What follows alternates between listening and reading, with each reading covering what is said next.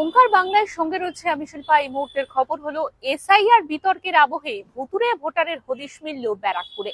এখানকার বিলকান্দা 2 নম্বর পঞ্চায়েতের একটি বুথে একই ব্যক্তির দুই স্ত্রীর নাম ভোটার তালিকায়। একজনের নাম যমুনা সাহা, দ্বিতীয় জনের নাম সুমনা সাহা।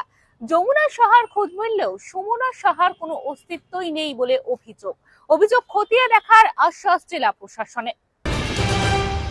9 আগস্ট নবান্ন অভিযানের ডাক বিজেপির, ইস্যু আরজিকর কাণ্ডের 1 বছর। এদিন নবান্ন অভিযানের ডাক অভয়ার পরিবারেরও। বিজেপির কারণে জুনিয়র ডাক্তারদের একাংশ সামিল হচ্ছে না এই অভিযানে।